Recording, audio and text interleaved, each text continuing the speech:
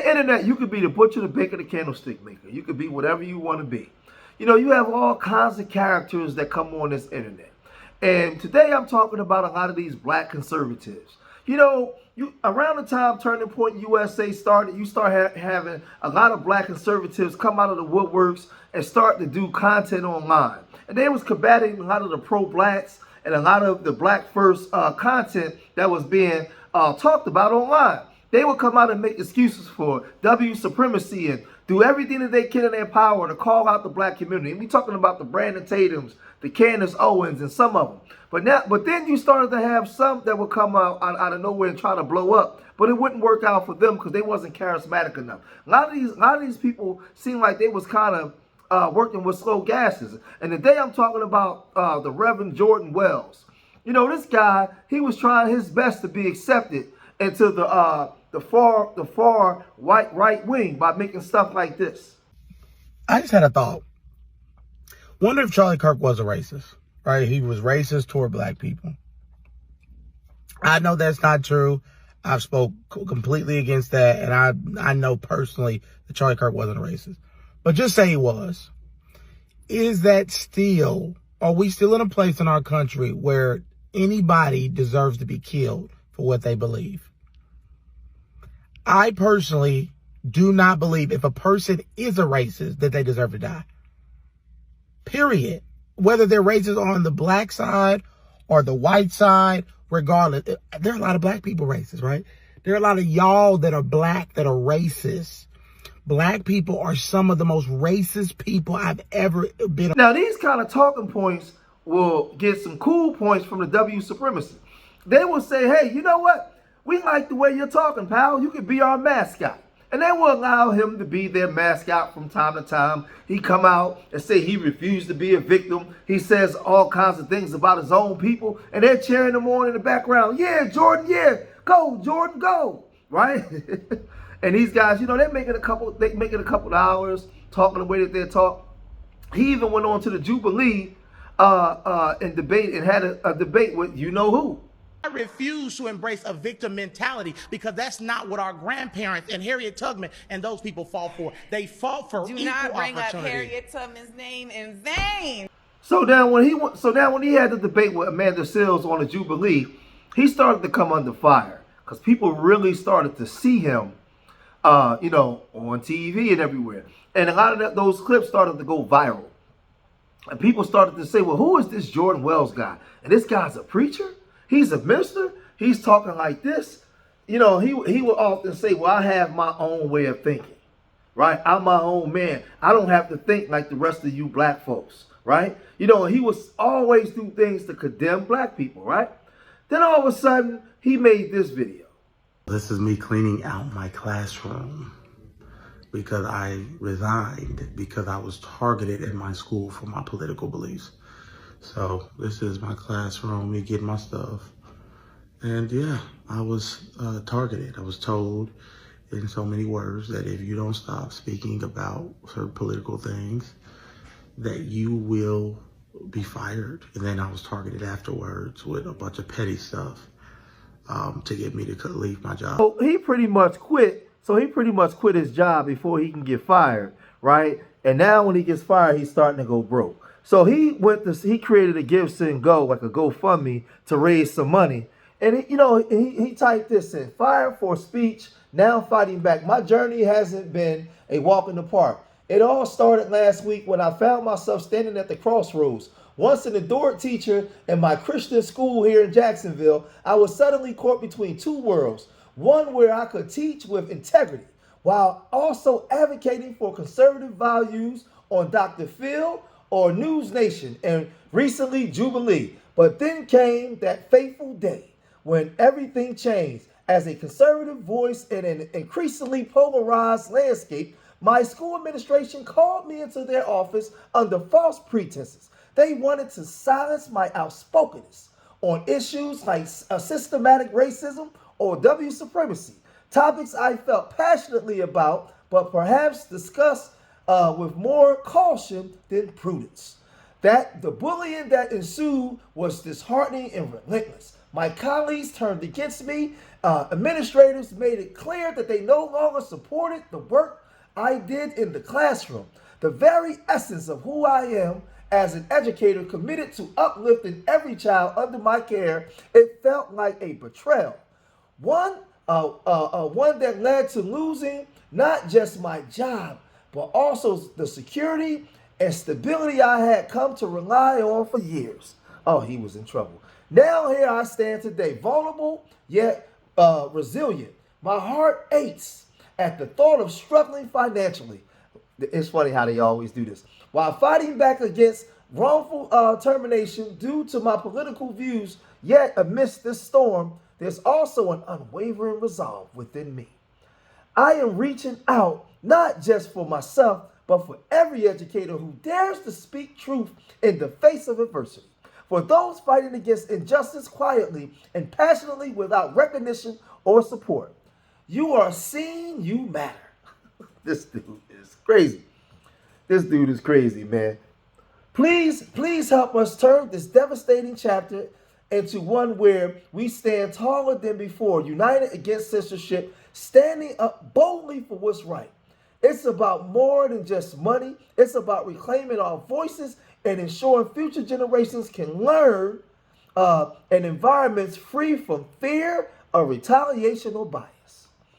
If you believe in the power of education to change lives, and who doesn't, join us. Together, we can challenge this narrative that seeks to suppress rather than liberate ideas. Your contributions, whether big or small, brings hope and strength at a time when our resolve is tested but not broken. So, this guy, he sat there for that sympathy stuff and was talking all that trash. But then when you look, he didn't even raise more than $500.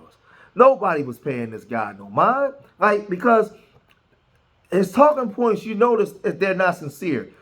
And the radical right is kicking these guys out of the party left and right. They're telling them they got the road. I mean, it's gotten so bad now that he's even talking like this.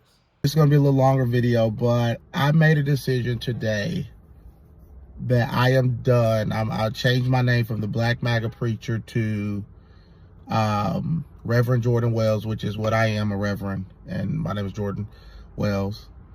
I had to, because as a Christian, that is what led me into politics. I was a pastor. I was not thinking about politics and had no interest in it at all. And it's my faith that led me into politics.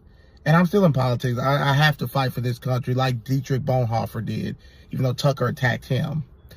To the very last inch of this country, I will fight for conservatism. But the new right in our that is trying to take over the Republican Party, the MAGA movement, the America First movement, I can't get with.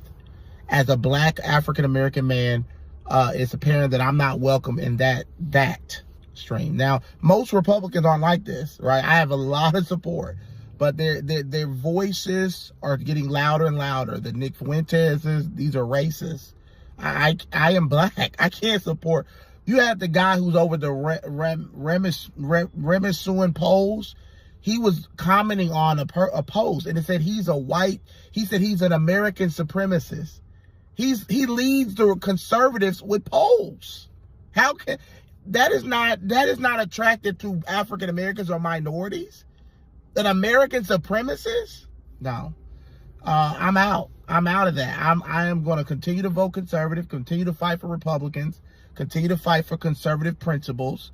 But we have Tucker Carlson attacking Christians. We have, apparently, to the woke right, Christian conservatives.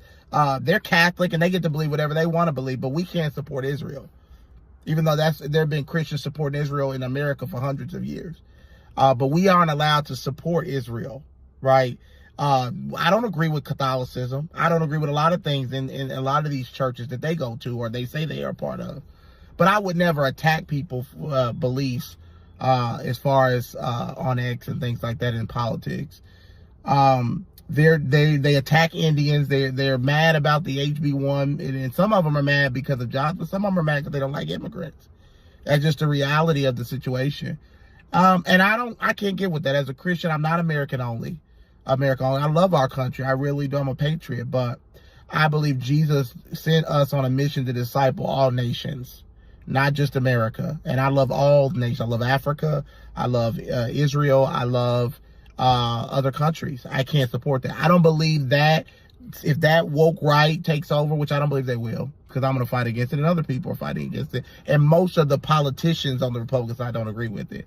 I believe it's the death of I believe the Republicans will never win another election. It doesn't have mass appeal. Most Americans don't believe in that type of white supremacy, racist stuff. They just don't. Now this dude is a joke. I'm not buying it. These guys, he came out blazing. And he was saying that, listen, he was going against the black community, saying anything and everything that he could say to try to make us look bad. Now, what I'm gathering from here is his family ain't speaking to him no more. He got fired from his job. I guarantee you his homeboys, everybody ain't rocking with him because they saw that this was a grift. This was a play. He didn't grow up like this. He's trying to placate to them in order to get what? I don't know. But nobody's hearing that. So now after this, he comes and he says, I'm out. As a black conservative Christian, I'm done with the woke right, hijacking Maga. Oh my God, you just started. I'm Reverend Jordan Wells, fighting for our president, conservatism and Christian values, not their racist anti-Zionist cult. They attack Vivek, sling N-words at me and celebrate Holocaust denying and celebrate the cause, denying racists like Nick Fuentes, Tucker, and Candace Owens are trashing evangelists and Bonifer while hating on that protected class. Evangelicals power Trump's win, yet we're vilified for loving that class. I'll keep fighting for our president, blank and against the left, but I'm also battling this toxic woke right, tearing our party apart. If this continues, evangelicals could sit out of the 2026-2028, handing America to the Dems. Wake up, Republicans, reject this poison, right? So, he getting his butt kicked, he getting his wake up call, and now he's just coming out. Now he just this guy's crazy, man. I'm done with Nick, the racist, and the woke right. I can't stand anyone platforming a guy who trashes Charlie Kirk and his wife like dogs, attacking the VP's wife for being Indian, brags about blank women and blank black people with the blank. No way. So, but this is my question though. They've been doing that. This ain't nothing new. As a black conservative, I paid a steep price for supporting Trump in this party. I lost a top teaching job. My brother, I knew it. My brother won't speak to me. And I've been called the N-word repeatedly, told to go back to Africa, and faced with vile racism and anti-Semitism, especially since I began speaking out against it. Yet, I'm undeterred. My resolve to save our nation from socialism burns stronger than ever. But I'm also fighting a new battle against the new right, the toxic wave of the KKK, racist, anti-Semitic, anti-immigrant coward threatens to hijack the soul of our movement. People like Nick Fuentes, who weren't there from the start, didn't campaign for our president, and are now trying to steal what we built. I won't let them. This is our party, founded by Abraham Lincoln, not the party of the Klan. Go start your own. This guy, man, he's trying to do whatever he can do to be accepted, knowing that they won't accept him. They won't accept him. He already said that his brother won't even speak to him, right? His mother probably don't speak to him. The family ain't rocking with you because you done went. Listen, you done went way over there. They told you that they don't want you. You don't belong, Reverend Jordan, right? Reverend Jordan. And then you come back over here, but you speaking as if they only started doing this when Trump got into office. They've been talking this way. This ain't nothing new. There's nothing new about the way that these people talk. So you tried to do a quick grift and it didn't work, and now you don't know what to do. Now you down bad. I mean, but y'all let me know what y'all think about this. The good Reverend Jordan Wells. Let me know what's your opinion on this. If you made it this far in the video, hit that like button, subscribe to Street Media TV, leave your comments in the comment section. Let me know what you guys think. And remember, I love y'all. Till the next time. Peace.